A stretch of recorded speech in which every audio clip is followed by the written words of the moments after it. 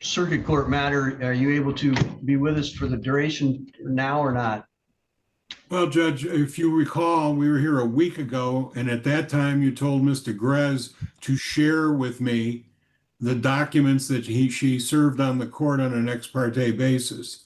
I can tell the court about 10 minutes ago, while I was in the middle of another hearing in front of Judge Mertz, that Mr. Grez hand-delivered these documents to my office. That's clearly not complying with the court's order.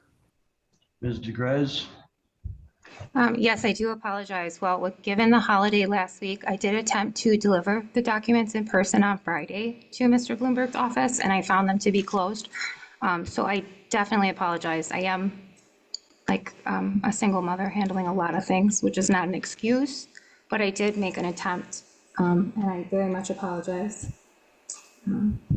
So I'm ready to proceed.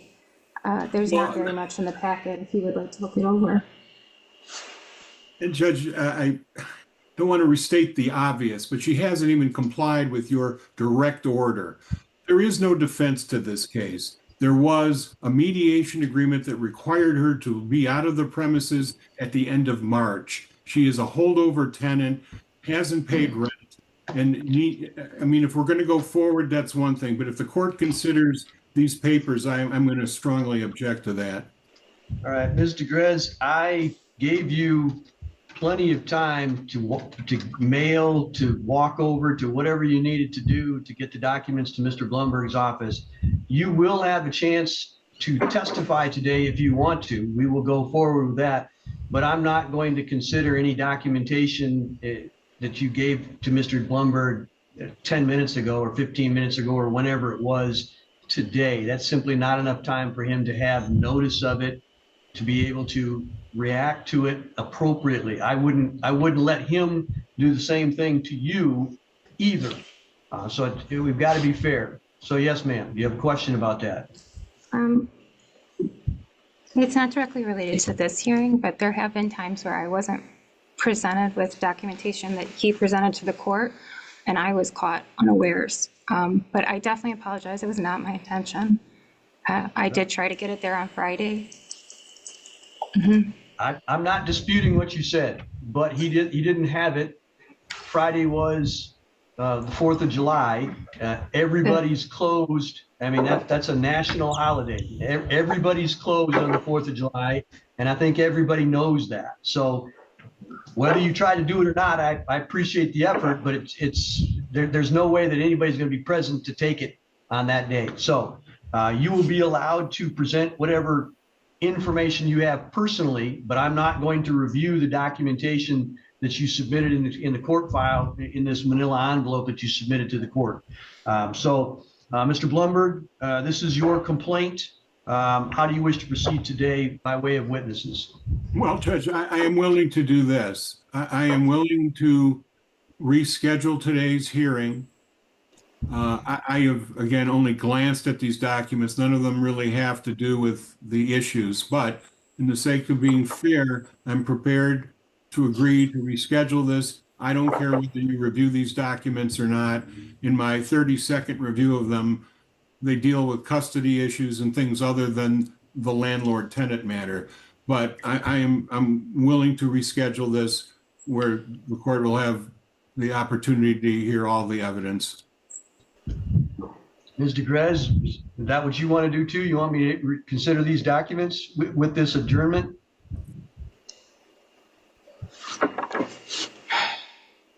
I apologize, Your Honor. I'm just thinking for just 10 seconds. Yep. I just want to process Please that. take your time. I'm comfortable proceeding. I have everything in front of me. I'm organized. I've thought it over and I've studied. So I'm comfortable proceeding. I feel like things just keep getting rescheduled without resolution. I'm having a hard time hearing you, ma'am. I don't know if you're too close or too far away from your microphone. No, I'm naturally soft-spoken. I apologize. I'll turn this up a little bit.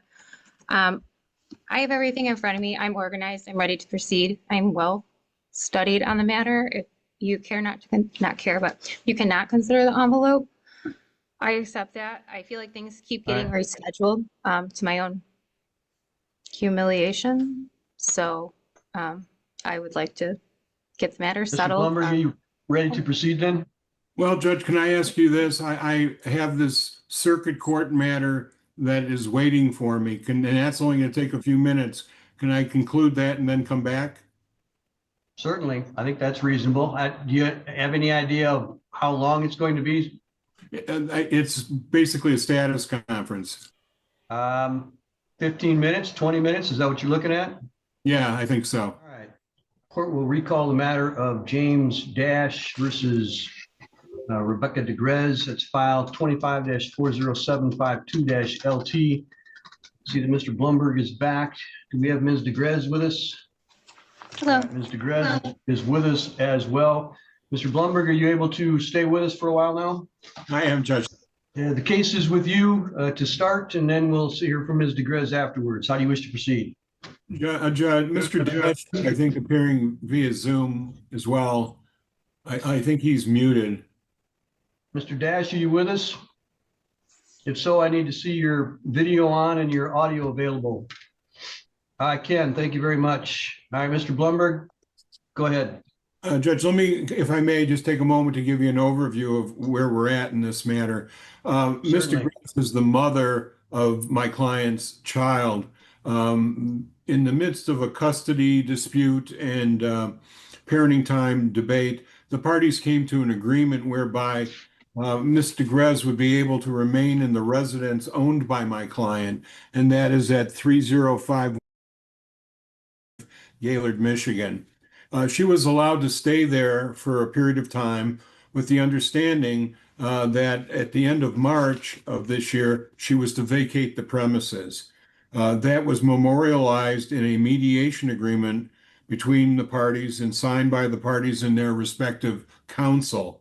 In consideration of that, certain monies were to be deducted from Mr. Dash's child support obligation. Well, March came and went, and Ms. DeGrez has remained in that property since then. She's been served properly with a notice to quit and a complaint to recover possession of property. Her defense is, as I read it, or at least as I hear it, is that she's a single mother and she has no place to go, and there were other, I guess, conditions that she believed would somehow allow her to stay in the property. The reality is that she has no legal right to remain there. She's been a holdover tenant since March 31st, and we are simply seeking the court to enter an order to recover the property for my client. Mr. Dash is here today, if necessary, to testify to those things that I've just represented to the court. All right. Ms. DeGrez, do you disagree with anything that Mr. Blumberg has said? Guys, this courtroom heats up right from the start. Lawyer rips into late filings and the judge shuts it down. I would dispute. Yep, you have to talk a little bit louder so I can hear you, ma'am. I apologize.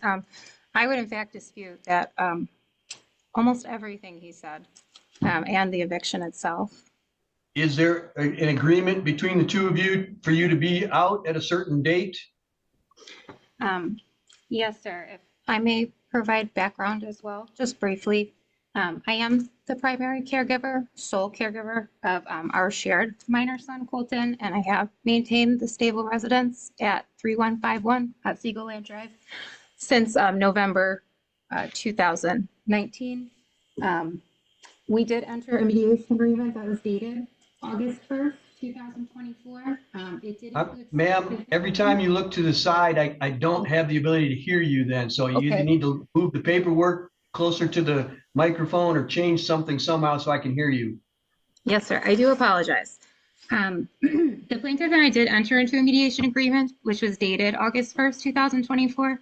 There were specific terms in that agreement that do apply directly to our situation now. First was conditions related to payment of the arrears by the plaintiff, which was conditional then on my move out. There were additional financial and logistic responsibilities, as well as within the mediation agreement, there's a mutually agreed upon review to revisit mediation before summer 2025. I did make several attempts with community mediation. services. They did reach out to James and Mr. Bloomberg, and my attempts for further mediation were denied. There was no final eviction or move out date unless said conditions were fulfilled in good faith. And there's more. There was no official lease. It was just the date in the mediation agreement. There was no official agreed upon terms outside of that date, with the various conditional matters I had already stated. Additionally, Mr. Dash did unlawfully lock me out on March 18th, 2024, violation of MCL law 600.2918. I do have video proof from the Michigan State Police, 2 10-minute videos with Trooper Hop of Mr. Dash changing the locks on Colton and I, and not allowing us back in. What was the date on that? What was the date of that? March 18th, 2024. So this would have been just as like within process of trying to get the PPO. Of 24 or 25? 24. Well, that would have been before the lease agreement or the mediation agreement, I mean? Yes, and there was no, I asked for a lease. I was never given a lease. So the illegal lockout, you say that there wasn't a lease agreement. How did he illegally lock you out if there was no lease agreement? So this was documented in the PPO. Not resistance. When he had disputed the PPO, there was like a 3-hour court we had with Honorary Judge Mertz, and so this has all been documented. I would think well documented. I'm not disputing the documentation, but the question I have is how would it violate the landlord-tenant law if there was no lease agreement and this happened prior to the mediation agreement? Due to domestic situations at the time, Cole and I were living there by ourselves, and Mr. Dash had become very threatening. So I left the house for the night to go to my mother's.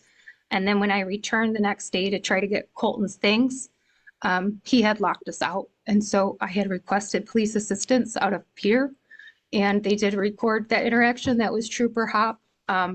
So there's never been a lease in place is what I'm saying. And I've definitely tried, but I believe it's always illegal to change the locks on someone's place of residence, which it was clearly mine established since November 2019. All right, but then you stayed with him for the end of March, April, May, June, July, and then August before the mediation agreement, right? No, sir. Mr. Dash was not present at the home after a domestic incident in August. And so up to that point, were you residing together? up until August 2023, yes, until that reported domestic incident, we were, yep. So you're alleging that he changed the locks in March of 24? That is correct, sir. Then you reached a mediation agreement in August of 24. All right, I just wanted to make sure that I understood your timeline. Thank you. Okay, I have more in case you need more. Well, let's take your statements one at a time. Mr. Blumberg has said that there was a mediation agreement, and it appears that you agree with that. And I'm looking at it. It's dated Thursday, August 1st of 2024. And it does say down near the last paragraph, the opening sentence says, both parties agree that Rebecca will stay in the home owned by James until March 31st, 2025. Am I quoting that correctly? That is correct, sir. Based on the conditions. You are alleging that there are some caveats to that, some conditions on that? Absolutely, and other illegal bad faith things. I'm sorry, I didn't hear what you said. I apologize for interrupting. No, you're fine. I said as well as further actions by the plaintiff that I would consider illegal and against, like,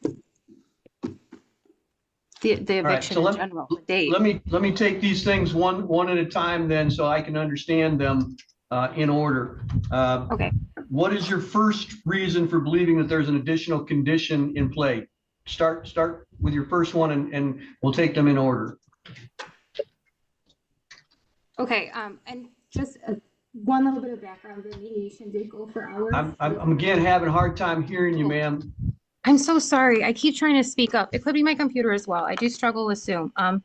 So during the mediation agreement, it did go on for hours. I was under like severe emotional and mental duress, and I did agree because I felt I had no other choice.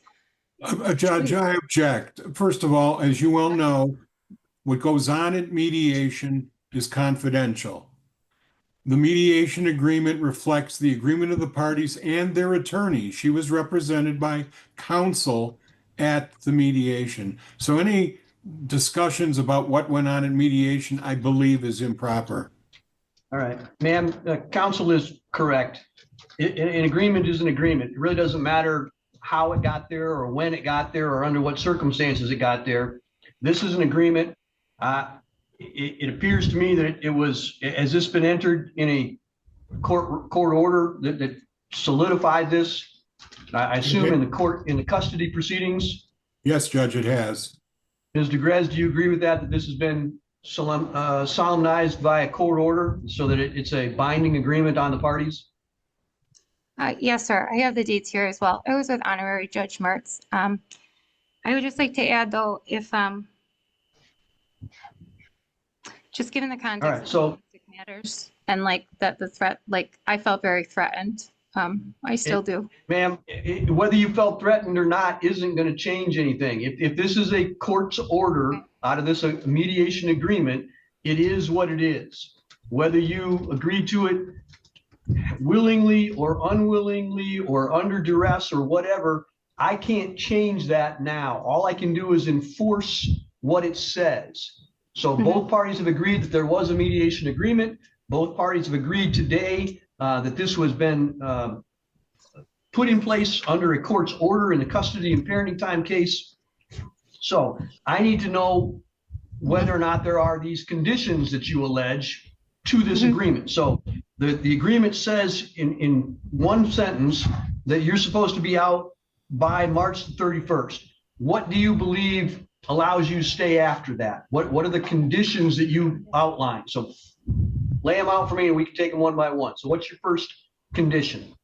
Yes, sir. I would think the parent condition, there was no lease given to myself. Ma'am, I'm sorry, but every time you turn your head, I cannot hear you. So if you want to have me hear you, you have to face the camera and speak directly into the microphone. Okay, I'm so sorry. The lawyer offers delay, but she won't wait. She insists on trial now, raising stakes and courtroom tension. I just get a little nervous. So I think foremost, there was no official lease telling me any further terms.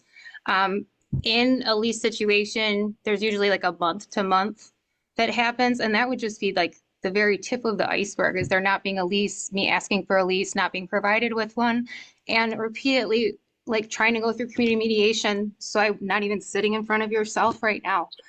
So that would be the first, no lease. There's several things that. So the first one is no lease. Mr. Blumberg, your response to that?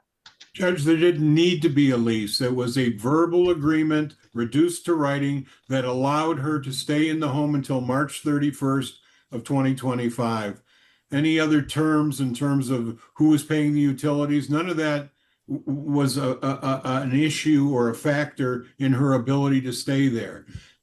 And again, there were no conditions. If the court reads this mediation agreement, there's no language in there that says the right to stay in the property is conditioned upon Mr. Dash complying with all other terms. Because if that's the road where she's going down, the fact is she's been the one that's denied my client parenting time, which was granted by the mediation agreement. Well, so there didn't need to be. I'm not here to. Sorry to interrupt, but I'm not here to do parenting time.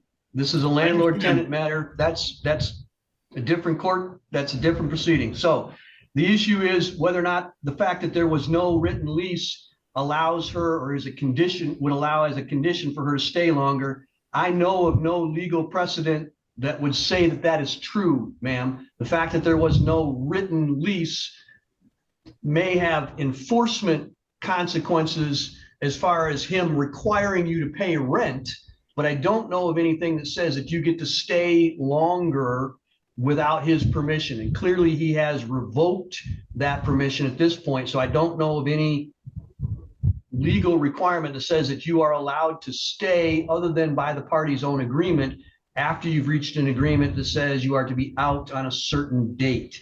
So I'm going to deny that as a basis for allowing you to continue to stay. What is your second reason that you believe would allow you to stay longer than March the 5th, March 31st? Okay, very good.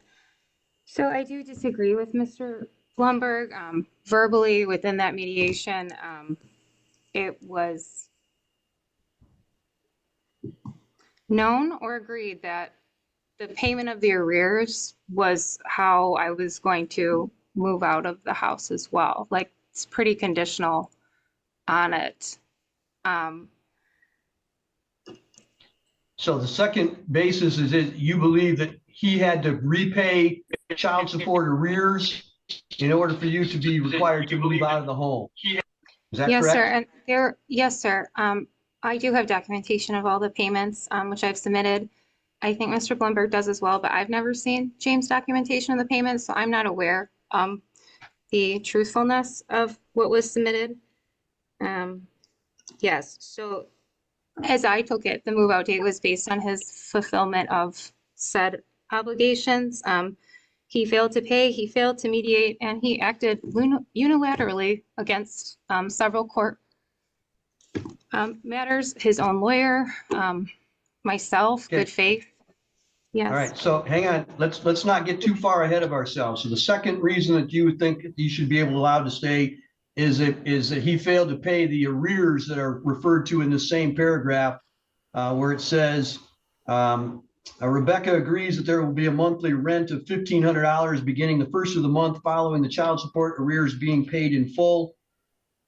Rebecca agrees that the rent money can be credited toward the child support beginning the first of the month of the child support arrears being paid in full. And then James and Rebecca will provide receipts of payments as a credit since March of 2024 to both attorneys on the child support in arrears. So you believe that those three sentences together give you a condition that says that you can stay until he pays off the arrears. Is that what you're arguing? Yes, sir. I have links the mediation agreement to flesh that out longer. Just as I Ma'am, I requested. can't I'm so hear you sorry. again. I would have liked the mediation agreement, that paperwork to have fleshed that out more clearly for me, just as I had asked several times for a lease, so I understood all of the terms, No, and I was I never can't provided. change it now. All I can do is try to give effect to what Oh, it yes. says. So Okay. that's the three sentences that you want me to consider on your argument. Is that correct?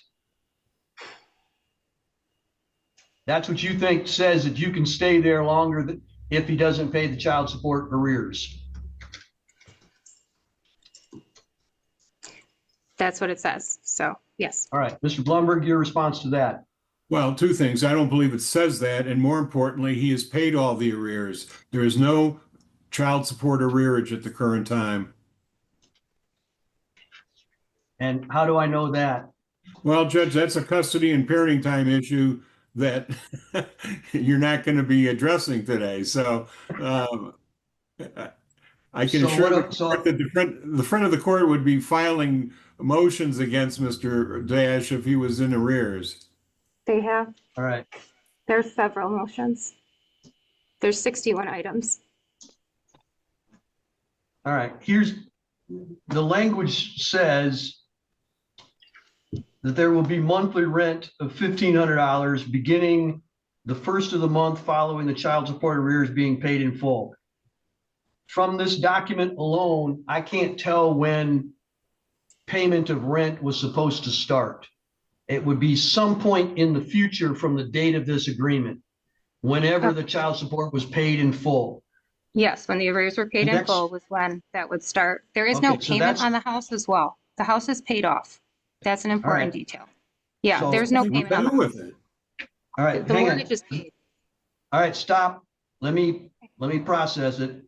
The next sentence says that Rebecca agrees that the rent money, when paid in the future, can be credited toward the child support beginning the first of the month of the child support arrears being paid in full. So there's another in the future thing gonna happen. So rents in the future, rent being being placed towards or credited towards child support is in the future, again, after child support is paid or the arrears is paid in full.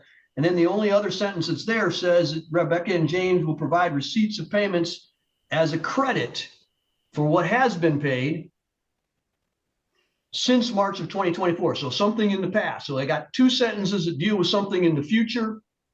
And I got a sentence that says something in the past, and we're going to try to work all of this out about the arrears.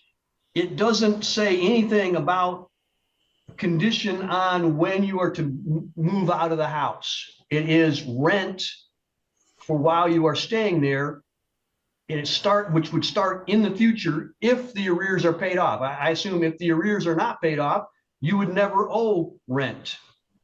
And all it is all that language is conditioned on rent being, or excuse me, arrears being paid first. But if it is, then you owe rent. If it's not, you don't owe rent. It's got nothing to do with how long you stay in the house. Okay. Okay, so I can't find any reason for payment of arrears to be allowing you to stay within the home. Okay, so your next allegation of a condition is that you said he failed to mediate as to parenting time. Is that correct? Well, that and the matter of the house.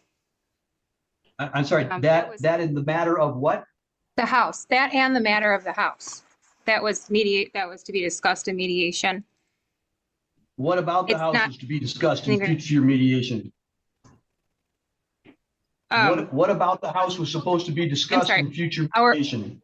Our shared minor child and I staying longer than the date in the mediation agreement was to be discussed in the mediation. Where does it say that that's going to be further mediated? It does not, sir. I would have liked it to be included, but I don't have control.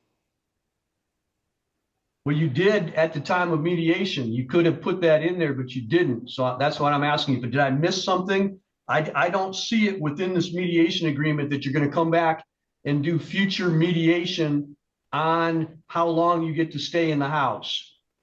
Can you point that out to me, or is it not there? It is not there, sir. You're correct. It would have been nice to have an addendum on that sentence that said, and as well as the house. All right. Well, all I can do is enforce the agreement as it's written. So yes, I'll have to deny your request based on the failure to mediate on the house because it's not within the document. The lawyer drops the hammer. Deal broken, rent unpaid. He calls her a holdover tenant with no right to stay. And it doesn't appear to me to be a reasonable reading of what the document says to imply that or to infer that at this point either. Because future mediation is stated previously, I believe, 4 paragraphs above that, James will have 6 weeks of parenting time commencing in the summer of 2025. If the parties cannot agree on the schedule, they agree to return to mediation. So there is a paragraph in there that talks about returning on a specific item. So you could have put that in there about the length of time you were going to stay in the home, and that wasn't done there. Is there any other condition that you have that you believe allows you to stay within the home? Yes, sir, I do. Go ahead. I may proceed.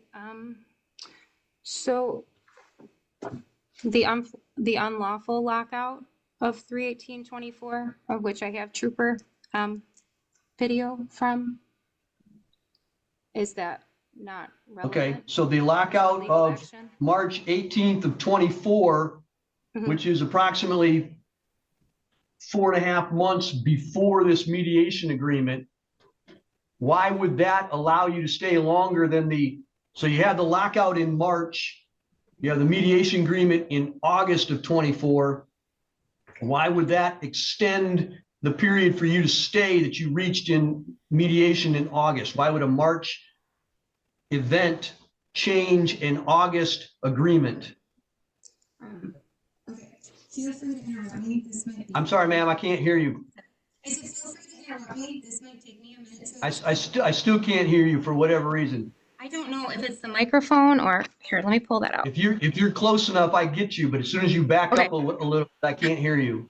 I just don't want you to see my whole face. So, okay, here we go. Your whole face is just fine. I don't have a problem looking at your face. So you're Okay. good. I just need to hear you because it's important. Okay. Yes, very good, sir. So feel free to interrupt me. I would like to respond to that. Go ahead. Yep. This is just one item that reflects a pattern of control that the plaintiff has exercised over myself for over a decade. There was a criminal case that was pending that was led to a plea deal just this past week and additional humiliation on my part. Judge, I'm going to object to this. It has nothing to do with the landlord tenancy I'll get matter. there. Excuse me. I'm getting there. Let me just finish for a Ms. second. DeGrez, hang on, both parties, hang on. Let me explain it to her. Ms. DeGrez, Mr. Blumberg has the right as an attorney to object to an argument or a statement that the other side makes. So he's made an objection. I'm then going to come to you and you're going to tell me where it is that you're going with this argument, and then I'll rule on whether or not it's going to be allowed. So he says that your argument that decades worth of alleged bad behavior on Mr. Dash's part isn't relevant to this agreement. So I want you to tell me why you think it is. Myself, yes, me. I'm Or Mr. asking you that. Yes, go ahead. Okay. Tell me why it should be, I should consider it. Okay, I believe this attempted eviction is a clear act of retaliation and harassment intended to punish me for any testimony that I would have put in for the case that was just decided this past week, continually undermine my stability and safety, and coerce me into silence. The threats placed on both myself and our shared minor child put us at severe risk of homelessness. Our child will lose shelter, safety, schooling, community, access to care. We're very well established in the community. I work at the high school.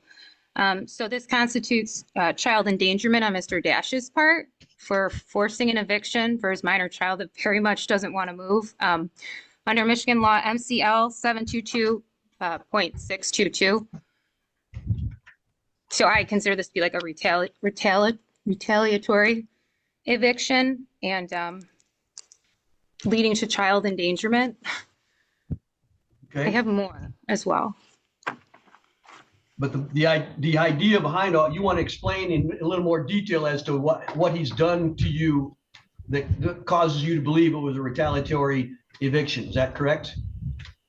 I can All right. I So can do that. I just want to make sure I understand your argument first. So Mr. Blumberg has objected. You've said you believe it to be a retaliatory eviction. I'm going to give you the opportunity to tell me quickly, but I am going to give you the opportunity to tell me why you believe that this is a retaliatory eviction. Go ahead.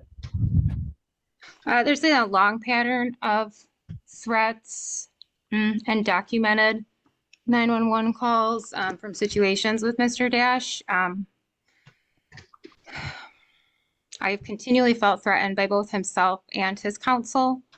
There was a letter sent by Mr. Blumberg to the state police, the county police, that I was not even supposed to be allowed in my home until the PPO was upheld by honorary judgment. So I have felt threatened all along, and there is documentation of it, including the lengthy PPO hearing that we had that supports that. Let's see, I have more. I do feel like it's a violation of my rights as a tenant, as a mother, and a survivor, and I'm just asking for continuity of housing for Colton and I, or even for the parties to agree to revisit this matter in mediation. I would really just like to talk it out, not in this setting. Or an extension. Our son really just doesn't want to move.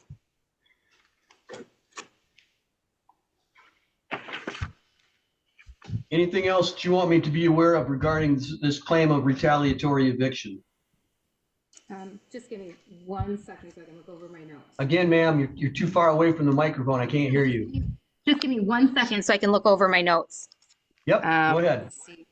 Fulfillment of obligations, arrears, engagement, mediation, fail to pay. Child endangerment. Oh, I feel that the threats are retaliatory based on my reporting of these incidents. Like I said, there's multiple calls, documentation with both state troopers and county police. And I feel like it is also retaliation for my cooperation and respect for the legal system and for law enforcement.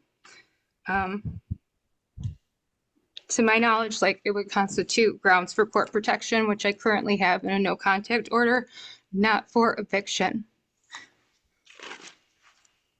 All right. I, Is there anything else that you want to tell me about regarding the retaliatory eviction? no. All right, Mr. Blumberg, your response to that. Judge, this is hardly a retaliatory eviction. This is a date in which she agreed to vacate the premises. She has been there improperly as a holdover tenant since March, April, May, June. Here we are in July, and she still refuses to vacate the property and asserts some ridiculous claim of retaliatory eviction and child endangerment. The fact is she was a guest in my client's home up until the time where they separated. And when we entered into this agreement, the parties agreed she would stay until March 31st. That's why my client is seeking to regain possession. She has no legal right to be there at this point. We would ask the court to disregard any claim of retaliatory eviction. All right. Ma'am, I can certainly understand emotionally why you would believe that you are being threatened or that you have in the past been threatened. I can certainly understand why it would be emotionally difficult for you to leave the home and why your son would not necessarily want to leave the home. But I find no legal basis for believing that this is a retaliatory eviction.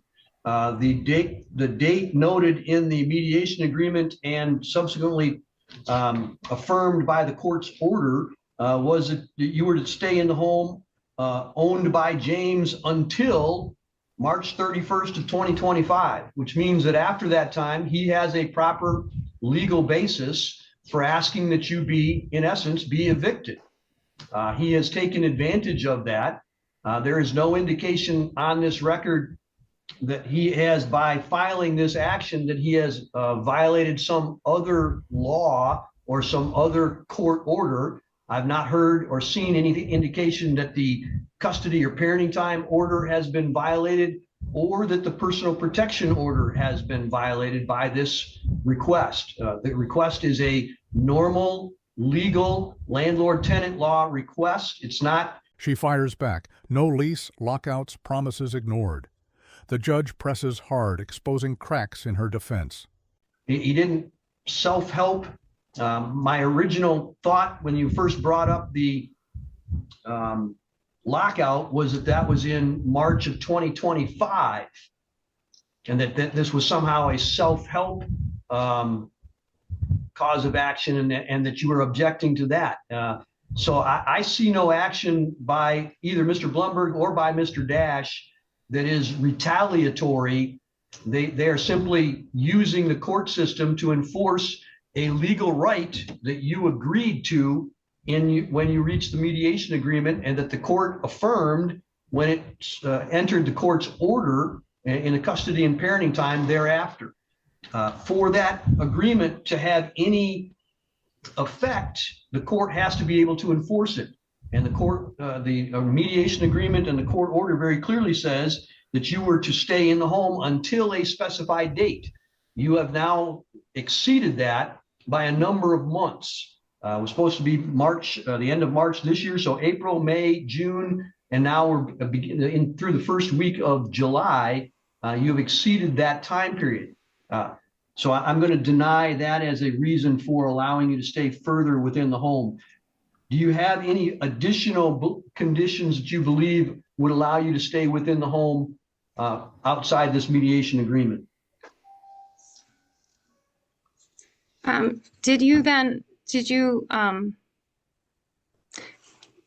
Do Did you refuse the child endangerment situation with him then, forcing his minor child to be homeless? The statute that you cite, MCL 722.622, is the child protection statute, and it basically is the definitional section.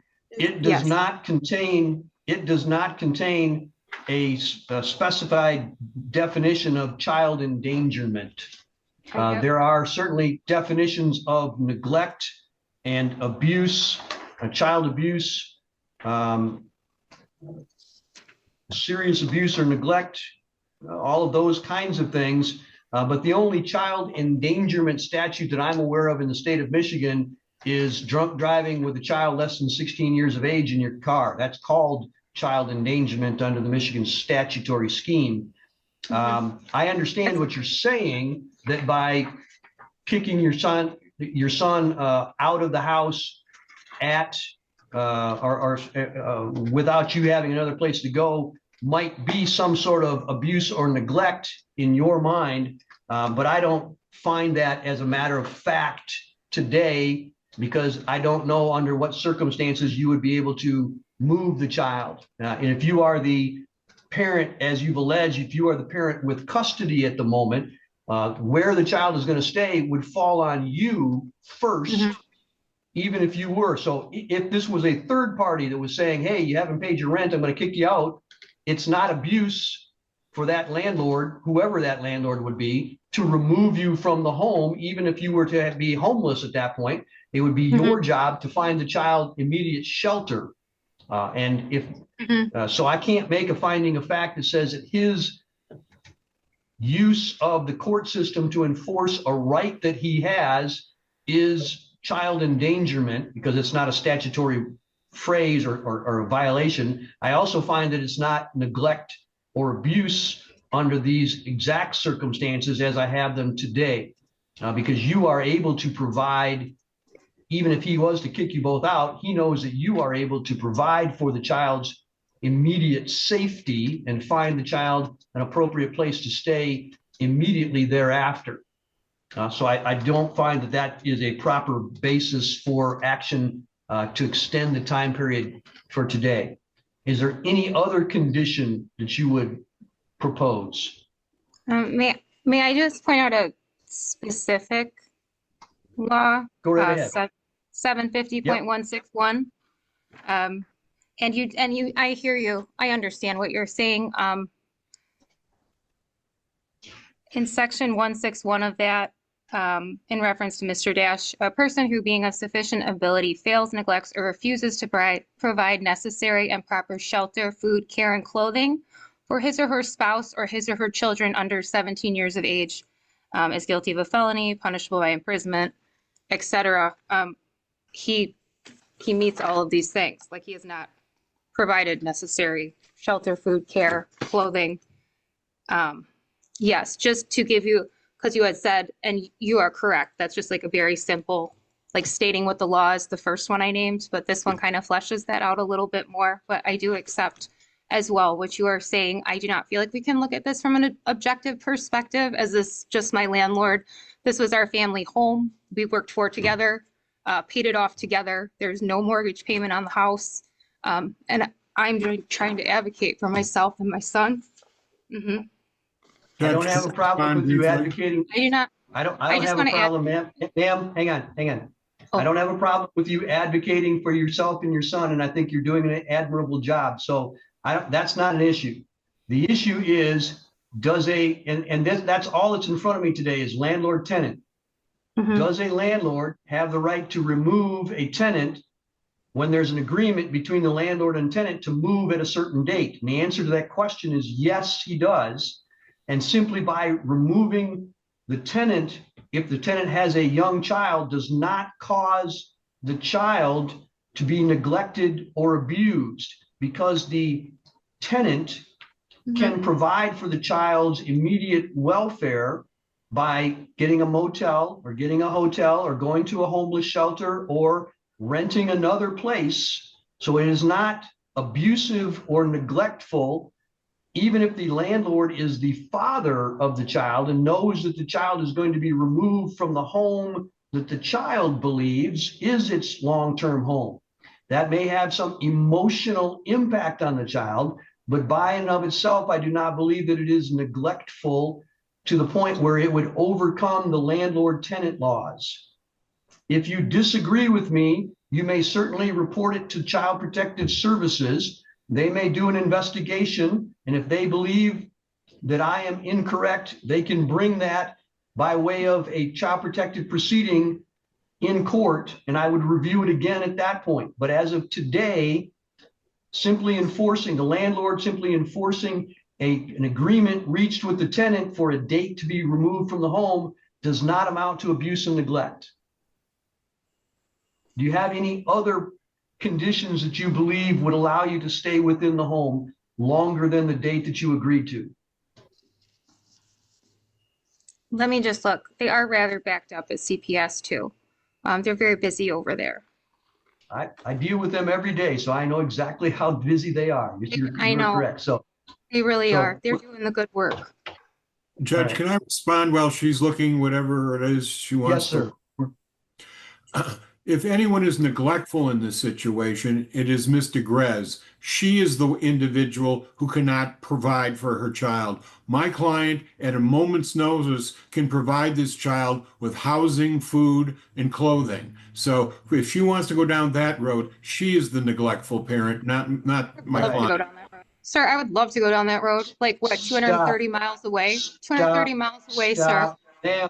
Ma'am, Sir, the false As I've narrative said, in the humiliation is not acceptable. ma'am, I'm sorry. as I've said before, I'm not going to consider what Mr. Blumberg said because I'm not here on abuse and neglect. I'm not here on custody and parenting time. I'm not here on any of that. This is landlord tenant. I don't take what Mr. Blumberg said as a statement of fact. He's an advocate for his client, and that's all that was there for. So please review your notes, do whatever you need to do, take a minute to think about what you need to do. And then all I need to know is, do you have any other reason for believing that you can stay longer than March the 31st in the home? I'm reviewing. Go right ahead. Okay. I guess they have a closing or yes, I can talk. Very good. Go right ahead.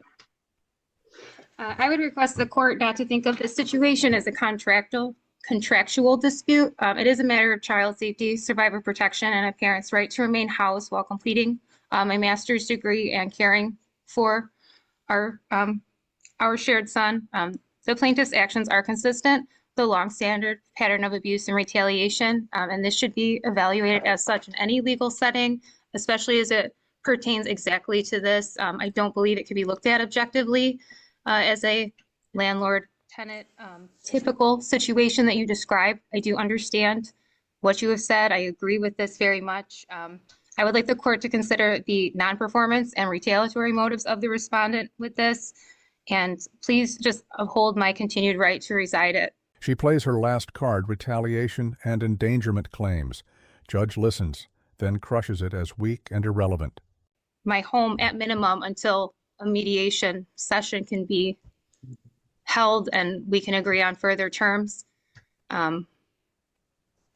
It's in the best interest of our child. But again, like you said, I realize this is not a custody dispute. From my perspective, I felt like it was in bad faith the arrears weren't paid, and that was verbally discussed, agreed upon. And it is to my detriment that it's not an addendum within the mediation agreement. I did request an addendum to the mediation agreement in January as well, and I have been denied continually. That is all, sir. All right. Mr. Blumberg, do you want any response? Just briefly, Judge, and I'll try to stay on point. Contrary to what Mr. Grez says, this is a contractual situation. There was an agreement freely and voluntarily entered into by the parties. It specifically gave Mr. Grez the ability to reside in that place until March 31st of 2025. In spite of our numerous requests to peaceably ask her to leave, she refused to do so. And we had no choice but to bring this action, seeking the court ordering her removal from the property and retaining possession to my client, the rightful owner. This isn't about custody. It's not about child endangerment. It's about my client's legal right to retain his property. Thank you. All right. Ms. DeGrez, I can certainly understand, as I said before, the emotional impact that the request to leave the family home and the whole home that you've shared with your child for a long period of time, why that would have some emotional connection to you and why that would be difficult, probably economically, emotionally, socially. However, this is nothing more than a common, ordinary landlord-tenant matter. This is a holdover on a verbal lease, if you will. The parties mediated that as a part of the custody and parenting time portion of your relationship. That was reduced to an agreement. The parties with counsel agreed to have you move from the home on March the 31st. Mr. Dash and Mr. Blumberg are simply asking that the court now enforce that through the appropriate contractual landlord-tenant process. You have been given every opportunity to produce to me a landlord-tenant reason why I should not do that, why I should allow you to stay within the home for a longer period of time, and you've not given me any legal basis for doing so, other than it would be hard for you, it would be hard for the child, and you would like some grace. Unfortunately, I can't make one side agree to something that they do not wish to. The parties reached this agreement. I can only enforce what the parties agreed to, and that's what I'm going to do in this particular case. Mr. Blumberg, do you have a proposed judgment for me to sign today or not?